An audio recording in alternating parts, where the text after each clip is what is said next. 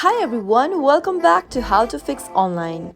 In today's video, I'm gonna guide you through how to fix age restriction on YouTube. Watch the video till the end and don't forget to subscribe to our channel if you've not yet. Press the notification bell icon so that you'll never miss another upcoming upload from us. YouTube has set some limitations on the kinds of content that could be submitted to the site and who could access it because of the age range of its audience. In just a few easy steps, you can get around the age limit on the YouTube app for your iPhone, so simply tap Open YouTube app on your iPhone to get started. Make sure that you are logged into your account. Once you are logged in, tap on your account icon at the top right-hand corner. This will bring up your account menu. Tap on the Settings button from the bottom of the page and tap on General from the Settings tab. You'll be able to see lots of menus displayed on the General tab. Make sure that the blue button right next to Restricted Mode is turned off. Doing this will make all the viewing content possible without age restriction,